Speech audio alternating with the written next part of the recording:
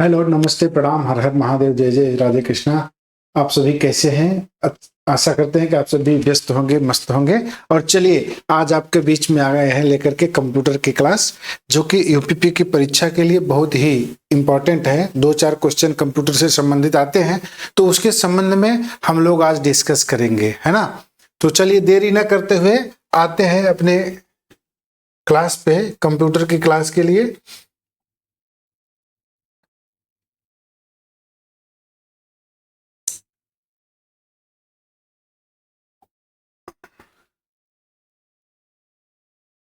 देखिए, first of all हम discuss करेंगे कि कंप्यूटर है क्या, कंप्यूटर क्या है ना।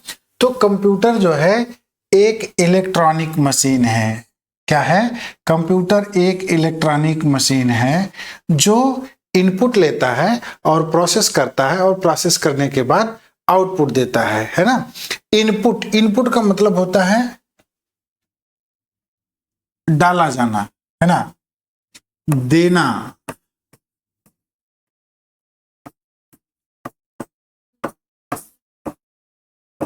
कंप्यूटर को जो कुछ भी हम देते हैं वो इनपुट होता है, और उस पर कंप्यूटर जो काम करता है उसको प्रोसेस बोलते हैं। क्या बोलते हैं? प्रोसेस बोलते हैं। और उसके साथ ही कंप्यूटर से जो हमें रिजल्ट के तौर पे मिलता है उसको हम आउटपुट बोलते हैं। क्या बोलते हैं? Output, result. ठीक है ना।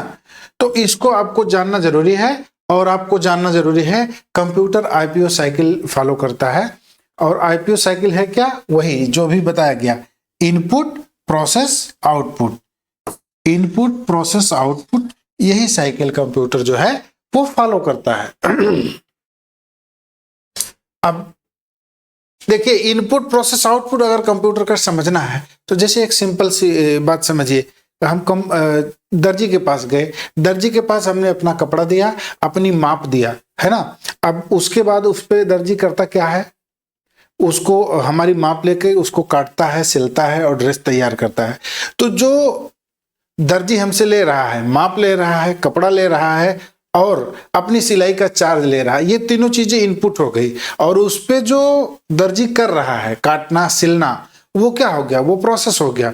और उसके बाद जब वो हमको हमारा कपड़ा तैयार करके देता है सूट के तौर पे, तो वो क्या है? वो आउटपुट है। तो कंप्यूटर भी ठीक ठीक ऐसे ही काम करता है। उसको हम जो कुछ भी देते हैं डाटा, तो वो इनपुट कहलाता है। और उसके बाद उस पे कंप्यूटर जो भी प्रक्रिया या संसाधन करता है उसको प्रोसेस कहते हैं। ठीक है। और उसके फल बाद जो हमें रिजल्ट के तौर पे देता है, जो हमें चाहिए होता है, वो उसका आउटपुट होता है। ठीक है। चलिए नेक्स्ट पे चलते हैं। कंप्यूटर के भाग। देखिए, कंप्यूटर के जो भाग होते हैं वो क्या होते हैं?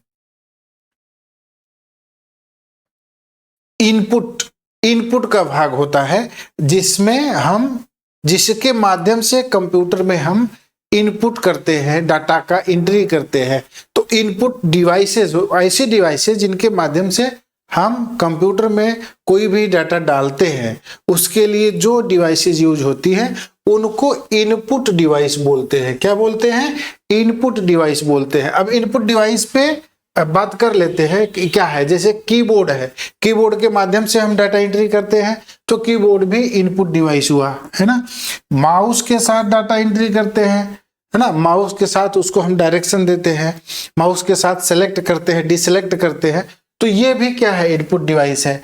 और स्कैनर के माध्यम से हम डॉक्यूमेंट स्कैन करके कंप्यूटर के अंदर डालते हैं, तो वो स्कैनर भी इनपुट डिवाइस है। ठीक है। इसके बाद हम जो कुछ भी माइक्रोफोन से बोलते हैं ना, बोल के कंप्यूटर को कमांड देते हैं, तो वो भी क्या है? माइक्रोफोन भी इनपुट डिवाइस है ना। चलते हैं नेक्स्ट पे। आउटपुट डिवाइस क्या है? आउटपुट डिवाइस कंप्यूटर का वो भाग जिससे हमें रिजल्ट के तौर पे जो कुछ भी मिलता है वो आउटपुट डिवाइस होता है। जैसे मॉनिटर, आप सभी लोग देखे होंगे, आज की डेट में कोई बच्चा ऐसा अपरिचित नहीं है जिसको मॉनिटर पता नहीं है, कंप्यूटर पता नहीं है, सीपीयू पता नहीं है ना। तो देखिए मॉनिटर में हमें आउटपुट डिवाइस मिलता है, इसलिए ये आउटपुट डिवाइस हुई, ठीक है। प्रिंटर से हमें आउटपुट मिलता है, इसलिए प्रिंटर भी आउटपुट डिवाइस हुई। स्पीकर से भी हमें आउटपुट मिलता है, इसलिए आउटपुट डिवाइस हुई। और प्रोजेक्टर, प्रोजेक्टर एक बड़ी स्क्रीन होती है जिसपे कि सीपीयू के माध्यम से प्रोसेस करके उसमें डाटा भेजा जाता है, तो बड़ी स्क्रीन पे दिखता है, तो वो क्या है, प्रोजेक्टर भी आउटपुट डिवाइस है ना। अक्सर एग्जाम में इससे जुड़े प्रश्न आते हैं, इनमें से इनपुट डिवाइस है तो 3 थी दूसरी डिवाइस रहेगी, 1 ठू इनपुट की डिवाइस रहेगी, तो आपको पहचानना रहेगा। लेकिन ये तभी आप जान पाएंगे जब आप बेहतर से जानते होंगे कि कौन सा इनपुट डिवाइस है और कौन सा आउटपुट डिवाइस है ना। तो यहाँ पे देखिए मॉनिटर, प्रिंटर, स्पीकर और प्रोजेक्टर, ये सब क्या है, आउटपुट डिवाइस है। ऐसे ही एक होता है प्लॉटर। प्लॉटर, प्लॉटर क्या होता है, ये ग्राफ प्रिंटर के जैसा ही होता है, लेकिन ये ग्राफ बनाने वाली मशीन है, तो उसको प्लॉटर बोलते हैं, है ना।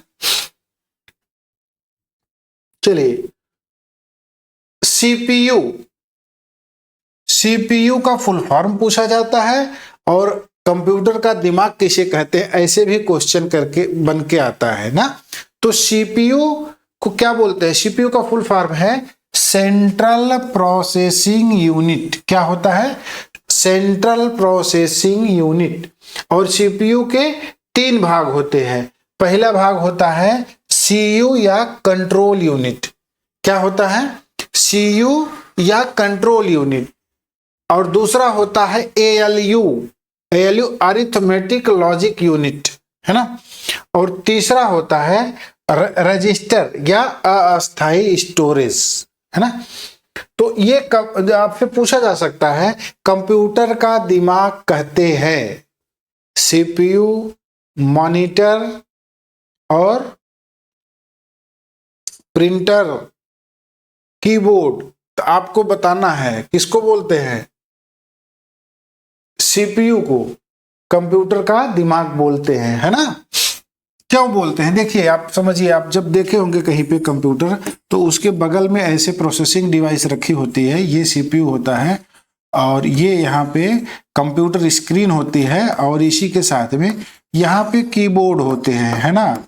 और ये जो कीबोर्ड होता है उसी के बगल में यहाँ पे माउस होता है ना। तो देखिए जो ये पूरे सिस्टम का जो मेन पार्ट है वो क्या होता है, सीपीयू होता है ना। और सीपीयू ही सारे आंकड़ों को संसाधित करता है या प्रोसेस करता है, इसीलिए सीपीयू को कंप्यूटर का दिमाग कहा जाता है।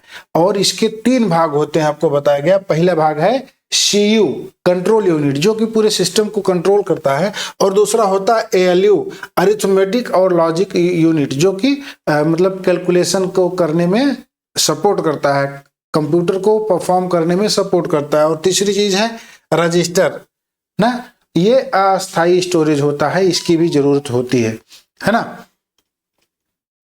चलिए आगे चलते हैं। मेमोरी, कंप्यूटर का एक महत्वपूर्ण भाग है मेमोरी, और ये मेमोरी में ही सारी चीजें संचित रहती है। मतलब जो भी डाटा आप एंट्री किए वो भी संचित रहता है, उस पर जो प्रोसेस होता है वो भी संचित रहता है, और उसके बाद जो हमें रिजल्ट में मिलता है वो भी संचित रहता है। और देखिए मेमोरी जो है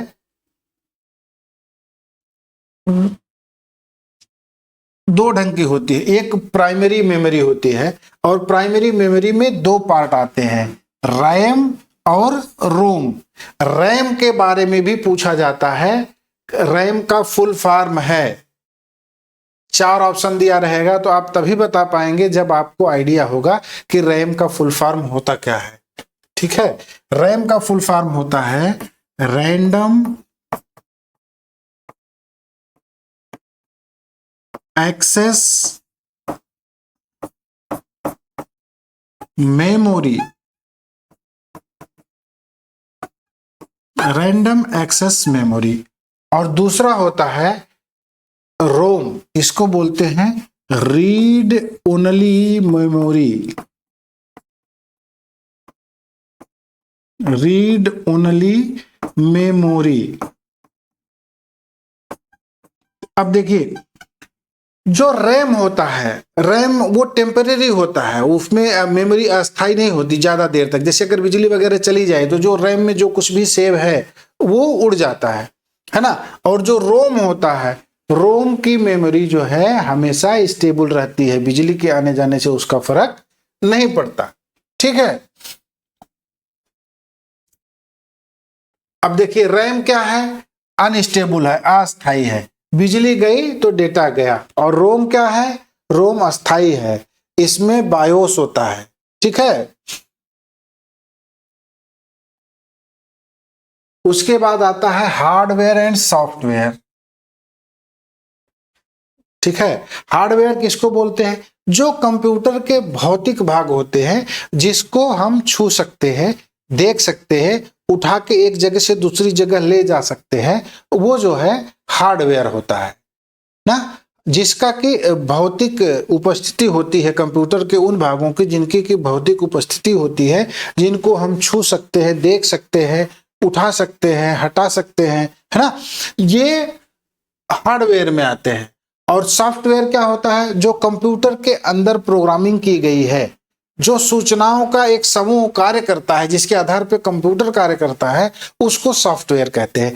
अब ऐसे आपको समझने में थोड़ा दिक्कत है तो इसका एक उदाहरण समझिए। जैसे हमारी बॉडी है, हमारा हाथ है, हमारा पैर है, हमारा पेट है, हमारा आँख, कान, नाक, मुंह, बाल, ये सारी चीजें क्या है, इसको हम छू सकते हैं, देख सकते हैं, महसूस कर सकते हैं।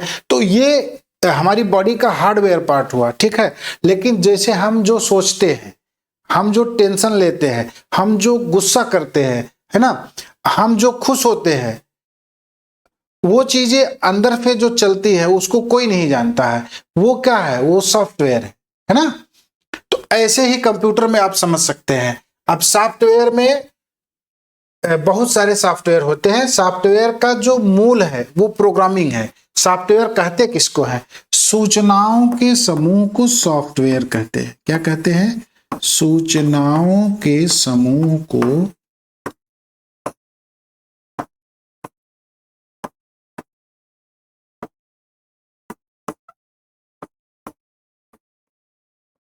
वो सॉफ्टवेयर कहते हैं। ठीक है।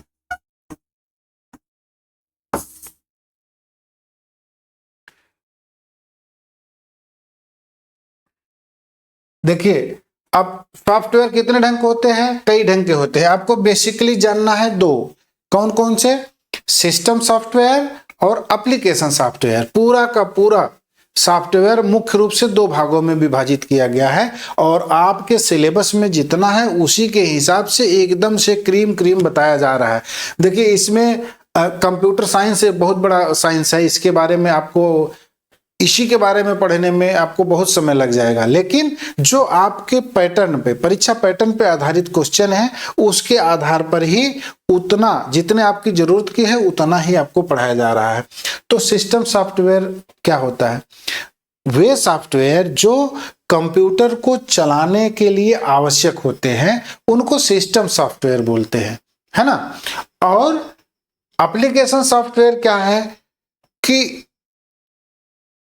जिन जरूरतों के लिए हमें कंप्यूटर की आवश्यकता पड़ती है उनको पूरा करने के लिए जो सॉफ्टवेयर डेवलप किए जाते हैं उनको एप्लीकेशन सॉफ्टवेयर बोलते हैं। क्या बोलते हैं, एप्लीकेशन सॉफ्टवेयर। जैसे आप देखते होंगे एमएस ऑफिस का जो पैकेज है, माइक्रोसॉफ्ट ऑफिस का जो पैकेज है, चाहे वो माइक्रोसॉफ्ट वर्ड हो, चाहे माइक्रोसॉफ्ट पावर पॉइंट हो, चाहे माइक्रोसॉफ्ट एक्सेल हो, ये सब क्या है, ये सब आपके एप्लीकेशन सॉफ्टवेयर है ना।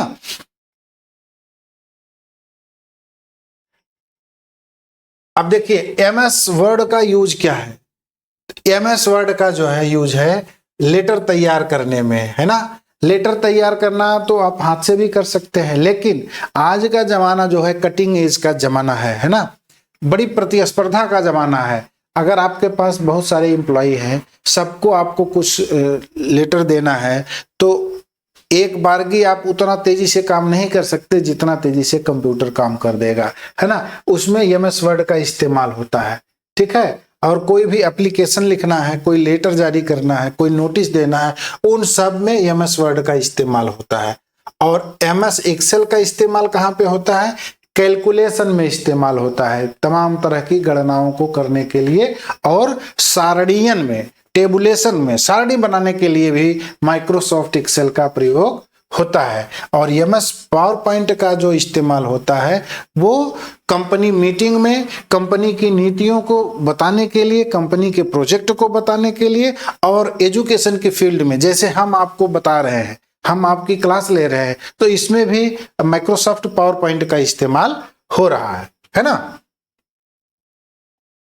चलिए देखिए, अब आपको थोड़ा बहुत जानना है इंटरनेट्स के बेसिक, है ना। इंटरनेट्स क्या है? इंटरनेट जो है वो एक इंटरनेशनल, अंतरराष्ट्रीय एक संजाल है जिसमें से कोई दो कंप्यूटर एक दूसरे से जुड़ सकते हैं, जो कि इंटरनेट से जुड़े हों। अब उसमें बहुत सारी टर्मिनोलॉजीज हैं, तो उसमें से कुछ टर्मिनोलॉजी जो आपकी परीक्षा के हिसाब से महत्वपूर्ण है उसको आपको जानना है। जैसे www क्या है? www का फुल फॉर्म क्या है? तो आपको याद रखना है वर्ल्ड वाइड वेब। अब इसके साथ 3 ऑप्शन और रहेंगे जिसको कि वो बदल के दिखाएगा, और आप अगर एकदम क्लियर कट आपका कंसेप्ट नहीं है कि www का मतलब होता है वर्ल्ड वाइड वेब, तो आप गलती कर जाएंगे। इसलिए ये बहुत ही इंपॉर्टेंट है, लगभग घुमा फिरा के यही क्वेश्चन पूछे जाते हैं, है ना। उसके बाद है HTTP। HTTP का फुल फॉर्म क्या है? तो हाइपर टेक्स्ट ट्रांसफर प्रोटोकॉल। क्या है? Hyper text transfer protocol. इसके अलावा URL जो है वो वेबसाइट एड्रेस होता है, और URL का जो फुल फॉर्म होता है उसको आप लिख सकते हैं यूनिफॉर्म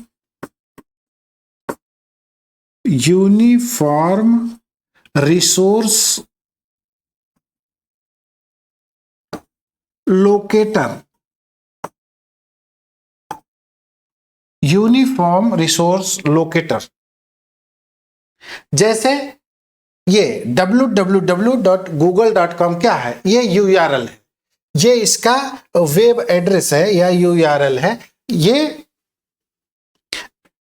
यूनिफॉर्म रिसोर्स लोकेटर क्यों कहा गया? देखिए ये एड्रेस ऐसा है, ये कहीं भी डालेंगे, ऑल ओवर वर्ल्ड के किसी कोने में जब इसको लिखेंगे तो वो गूगल ही खुलेगा, है ना। यूनिफॉर्म मतलब समान, रिसोर्स मतलब साधन, लोकेटर मतलब रखने वाला, अस्थाई करने वाला, है ना। तो जो पूरे इंटरनेट पे हर जगह एक ही पता स्थापित करेगा और उस पता पे कोई जाएगा तो वो चीज खुलेगी, तो वो यूनिफॉर्म रिसोर्स लोकेटर है। ये साइंटिफिक टर्मिनोलॉजी है, और इसको आप ऐसे समझते हैं वेब पता हिंदी में, है ना। चलिए अब क्या है अगला, ये आपकी जानकारी के लिए, वायरस क्या है? तो देखिए वायरस भी एक ढंग का सॉफ्टवेयर या प्रोग्राम है, जैसे कि जो हमारे काम में जो आते हैं वो भी सॉफ्टवेयर है, लेकिन कुछ सॉफ्टवेयर ऐसे हैं जो हमारे काम में व्यवधान डालते हैं, और ऐसे व्यवधान डालने वाले, ऐसे नुकसान पहुंचाने वाले सॉफ्टवेयर को कंप्यूटर वायरस कहते हैं। ठीक है। अब कंप्यूटर वायरस से होता क्या है? कंप्यूटर वायरस से आपकी कंप्यूटर की जो कार्यप्रणाली है वो डिस्टर्ब हो सकती है, आपका जो मतलब आपकी फाइल तक आपकी पहुंच है वो डिस्टर्ब हो सकती है, आपके इंटरनेट में आपकी उपस्थिति डिस्टर्ब हो सकती है। मतलब किसी भी ढंग की जितनी सारी सुविधाएं हैं, अगर एंटीवायरस उसमें कहीं से आ गया और जिस क्षमता का वो है उस ढंग से वो डिस्टर्ब कर देगा पूरा आपका सिस्टम। कुल मिला के आपको ये जानना है कि वायरस जो है हानिकारक प्रोग्राम है जो हमारे कंप्यूटर से जुड़े हुए तमाम व्यवस्थाओं में व्यवधान डालते हैं। तो इससे बचने के लिए क्या व्यवस्था है? एंटीवायरस का इस्तेमाल करना। एंटीवायरस ये भी सॉफ्टवेयर है जो कि उसको डिटेक्ट करता है, खोजता है, और खोजने के बाद उसको जो है निष्क्रिय कर देता है ना। और दूसरी चीज एंटीवायरस से बचने का दूसरा तरीका क्या है कि आप जो है अननोन फाइल कभी ओपन ना करें। अभी देखिए एपीके फाइल भी करके आई है आपके एंड्रॉइड फोन में, एपीके फाइल, एपीके फाइल ये भी वायरस फाइल है। कई बार आपको तमाम प्रलोभन देके आपके मोबाइल के व्हाट्सएप ग्रुप में, चैट ग्रुप में, टेलीग्राम ग्रुप में आता है कि आप जो है इस पे एपीके फाइल को डाउनलोड करिए। जब आप एपीके फाइल डाउनलोड करते हैं तो आपका मोबाइल या एंड्रॉइड जो है वो हैक हो जाता है और आप कुछ भी नहीं कर पाते और आपका पूरा सिस्टम खराब हो जाता है मोबाइल का, है ना। तो वो भी वायरस का ही तरीका है ना। चलिए अब देखिए आपको ये इंपॉर्टेंट शॉर्टकट्स पर भी क्वेश्चंस आते हैं, तो जिन पर ज्यादा पूछा गया है क्वेश्चन हमने उसी को सॉर्ट आउट किया है। तो आपको वही जानना है कि कंट्रोल प्लस सी ये किसके लिए होता है, पूछा जाएगा। कंट्रोल प्लस सी शॉर्टकट है कॉपी करने के लिए, पेस्ट करने के लिए, डिलीट करने के लिए, है ना, या कुछ भी नहीं।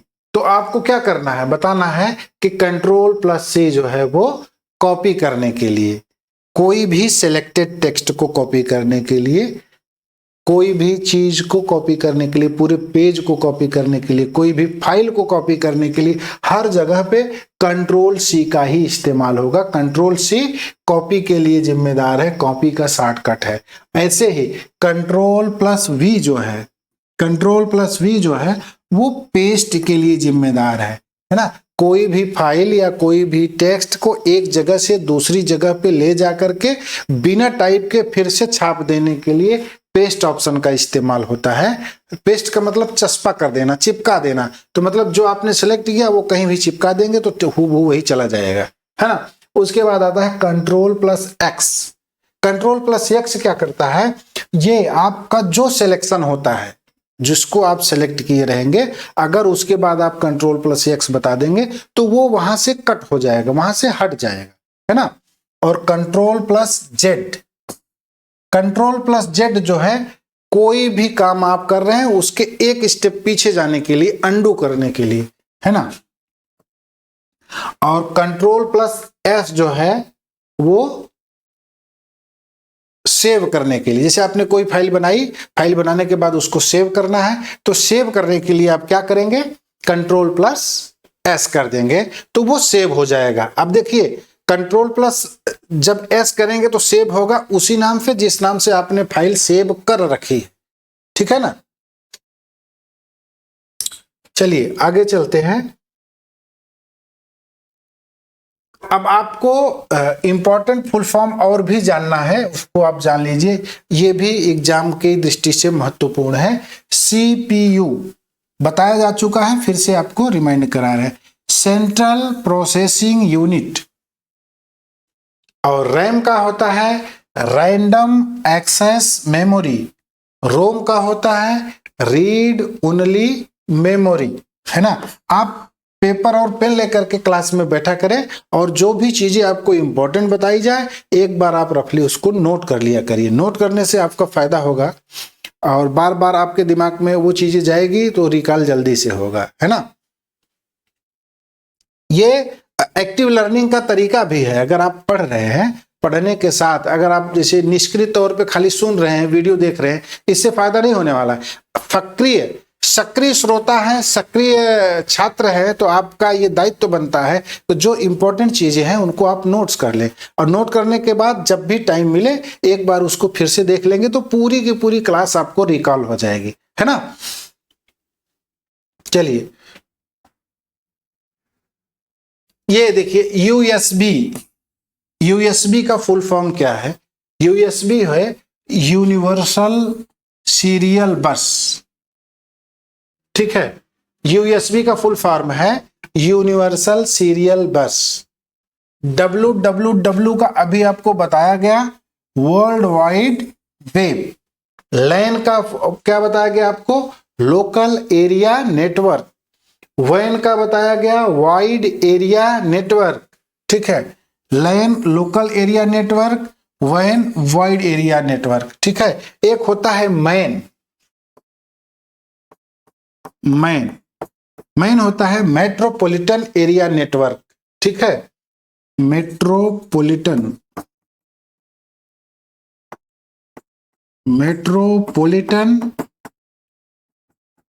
Area network.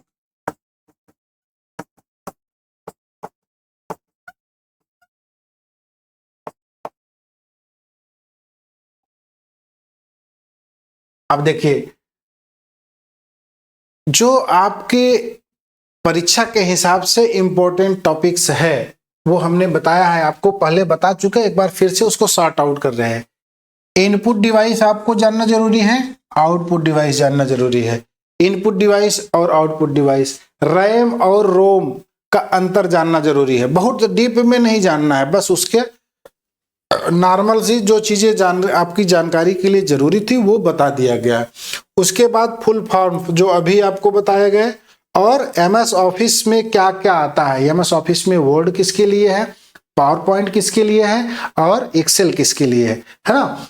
इसके बाद इंटरनेट से संबंधित चीजें आपसे बात की गई कि इंटरनेट से संबंधित आपको क्या जानना है कि www क्या है और HTTP क्या है। तो www आपको बताया गया वर्ल्ड वाइड वेब है, और HTTP का जो फुल फॉर्म है हाइपर टेक्स्ट ट्रांसफर प्रोटोकॉल है ना। इसके अलावा आपको बताया गया कि वायरस क्या है ना। तो वायरस भी एक ढंग का प्रोग्राम है जो आपकी कंप्यूटर की क्षमता को प्रभावित करते हैं और कंप्यूटर से जुड़े तमाम कार्य को प्रभावित करते हैं। अब देखिए, आपको प्रैक्टिस क्वेश्चन दिए जा रहे हैं। प्रैक्टिस क्वेश्चन आप देखिएगा, करिएगा और रिमाइंड करके फिर तैयारी करिएगा। आपको बहुत ही ये काम की चीज है। सीपीयू का पूरा नाम क्या है, आप कमेंट करके हमें बता सकते हैं। सीपीयू का पूरा नाम क्या है।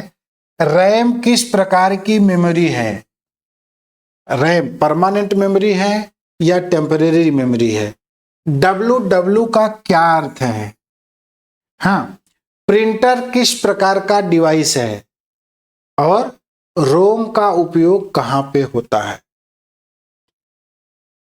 ये आप लोगों के लिए होमवर्क दिया गया है, कल फिर क्लास में मिलेंगे तो इस पे आप लोगों से पूछा जाएगा। क्या क्या आप लोग, कितने लोगों का तैयार हुआ है, आप लोग कमेंट करके बताइएगा, ठीक है। चलिए, इसी के साथ आज की क्लास यहीं पे खत्म करते हैं। और हमारी क्लास कंप्यूटर से संबंधित आपके यूपीपी और लेखपाल और साथ में होमगार्ड सब के लिए समान रूप से उपयोगी है। आप ऐसे ही हमारी क्लास में बने रहिए, हम आपके लिए लेकर के बढ़िया से सॉर्ट आउट करके, देखिए क्रीम चीज ही आपके पास लाएंगे। पढ़ने को तो बहुत कुछ है, आपको विद्वान नहीं बनना है, आपको एग्जाम क्रैक करना है ना। तो जो एग्जाम की सटीक रणनीति है उसके आधार पे जो क्वेश्चन है हम उस पे काम करते हैं और वही क्वेश्चन आपको पढ़ाते हैं, है ना। अभी जैसे इसमें कंप्यूटर की डिफिनीशन बताई जाए, कंप्यूटर की हिस्ट्री बताई जाए, कंप्यूटर की जनरेशन बताई जाए, तो क्या मतलब है। आपके परीक्षा में वो सब चीजें नहीं पूछी जानी है। आपके परीक्षा में जो पूछा गया है, जो आपके एग्जाम की प्रकृति है, उसके हिसाब से सारे क्वेश्चन के संबंधित थ्योरी यहाँ पे सॉर्ट आउट करके लाई गई है। चलिए ठीक है, आप लोग ऐसे ही पढ़ते रहिए, व्यस्त रहिए, मस्त रहिए। धन्यवाद, कल फिर मिलते हैं।